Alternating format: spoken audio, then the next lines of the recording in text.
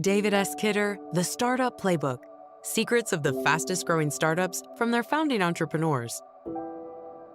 In the United States alone, over 500,000 companies are started each month. Needless to say, many of these companies will not make it. In fact, most of them won't. So how do you make sure your company is one of the lucky few? It's simple. You learn from the ones who have made it. In these, 5 founders of highly successful companies share their secrets on how to grow your fledgling startup business into a successful company. You already know that it's important to be passionate and dedicated, but as you'll see, it takes a bit more than that to succeed with your company. Number 1. Enter the market early and anticipate obvious problems. You've probably heard of the professional social network LinkedIn. But do you know the story behind it? Most people couldn't tell you how such huge companies get started. And contrary to what many people think, the key isn't to be in the right place at the right time, it's to be there early. This is a lesson from Reid Hoffman, the founder of LinkedIn. He's also invested in several successful startups, and his secret is to spot a trend before it even starts. For example, when he invests in startups, he looks for companies whose value has yet to be fully recognized, a sure sign that a trend has yet to begin. When Hoffman was starting LinkedIn, many people thought his idea would fail. Newspapers and headhunters already fulfilled the needs of the employment market, so why was his website necessary? Hoffman's idea seemed bad because it came so early. This made it harder to find investors, but it also greatly diminished competition. Another reason LinkedIn became so successful is Hoffman's ability to anticipate solutions to obvious problems. If you've got a great idea, chances are someone else has probably already tried it and failed. That means you have to figure out exactly why the idea hasn't already made it big and what you can do differently to make it work. For example, when LinkedIn got started, people were skeptical about the value it could offer its first users. With so few members in the network, what was to be gained?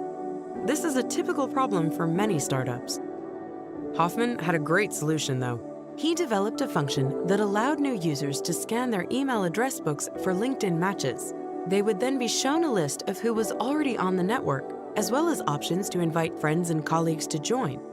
This network grew quickly, allowing its users to connect with more and more people. Number 2. Create mental snapshots of the future and keep your business model secret. If you want to succeed in business and life, you need to know where you're going. Sarah Blakely, founder of hosiery company Spanx, knew exactly where that was for her. How did she know? She created mental snapshots, visions of herself having accomplished ambitious but concrete goals. And even though she didn't know how she was going to accomplish them, she could use her mental snapshots to cheer herself on and renew her faith in her ability to get there somehow. For example, Blakely already dreamt about being on the Oprah Winfrey Show when she was in high school. She used that dream to fuel her work until the year 2000, when Oprah named Spanx as one of her new favorite products. But no matter how excited you are about your business idea, be careful about sharing it too openly. It's normal to want to share your great idea with everyone you know, but instead of receiving the support you need, you may well find yourself in the discouraging position of having to constantly defend your business model against the skeptical remarks of friends and family. Think of how Blakely's parents reacted when she told them she wanted to sell footless pantyhose. They were extremely skeptical. Even though she had clearly invested a lot in her idea, her parents simply couldn't see the potential. And then there's another risk that comes with sharing your idea. Someone might steal it from you. That's why you should only talk with potential investors until your business is up and running. Number 3. Put inefficiently used resources toward creating new products and react quickly to problems. Did you know that many people spend less than 5% of their time driving their car? The other 95% of the time is just parked somewhere, taking up space. Robin Chase realized how inefficient that type of car ownership was, and so she founded Zipcar, a car rental company that offers cars for an hourly rate. You too can found a successful startup by identifying inefficiently used resources and coming up with an efficient solution. try imagining how we could use what we already have more efficiently, like Chase did. Another strategy is to come up with new functions for things normally used for one purpose. For example, 10 years ago, our phones could only be used to call and text people. In the past decade, however, we've seen them develop into high-tech computers that can take photos, play videos, and send emails. But no matter how brilliant your idea is, your startup won't survive if you don't react quickly to problems. So if you discover a big problem with your business model, don't get discouraged. Instead, try to solve the problem as soon as possible and inform your customers about what's going on. If you're honest, they will be more understanding than you might expect.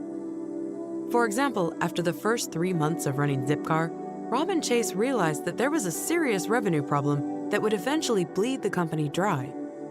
After consulting her whole team, she quickly concluded that without a 25% increase in the hourly rate, the business would die.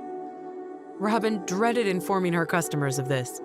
Once informed, however, most of them were prepared to pay more for what they already considered a great service. Number 4. Nurture enthusiastic long-term customers and healthy, highly motivated employees. In 1998, Seth Goldman founded Honest Tea, a beverage company that sells organic, fair trade, low-sugar tea. The company now makes more than $70 million in sales each year. So, how did Goldman achieve such phenomenal success?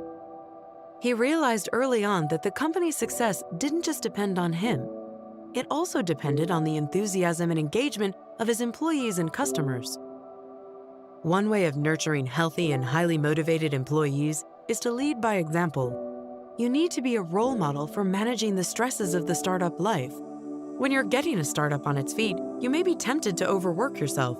But if you live an unhealthy lifestyle, your employees will try to keep pace with you, which will make the whole organization unhealthy. So it's crucial to take time off when your stress levels get too high. When Goldman started Honest Tea, he felt like he had to work nonstop. But because he wanted to communicate a philosophy of work-life balance to his employees, he did his best to leave the office every day at 5:30 to spend time with his family. That way, his employees could see it was okay for them to leave early too. Another thing you'll need for a successful startup are enthusiastic, long-term customers. No matter how small your startup is right now, the customers you already have are crucial to your future because they establish your reputation in the market.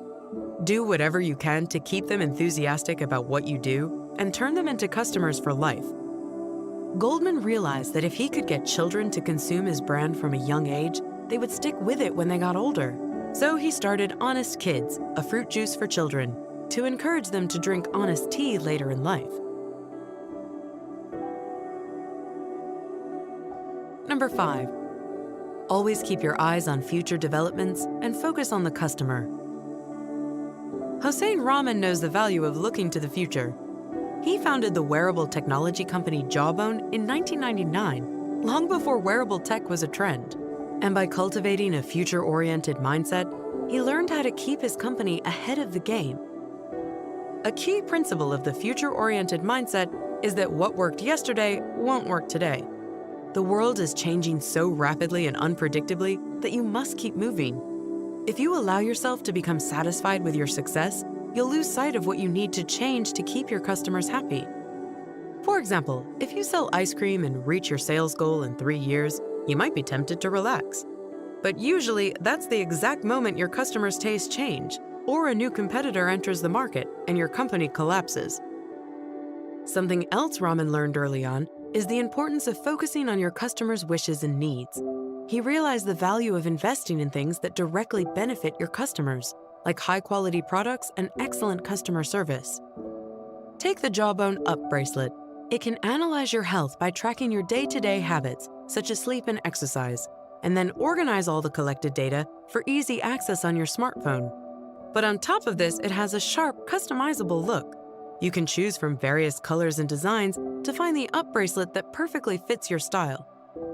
In a world of almost infinite choice, the only way to stand out is to develop top-notch products. That means not only paying attention to what's needed, but paying attention to what's wanted as well. Develop a product that looks as smooth as it functions, and you'll be well on your way.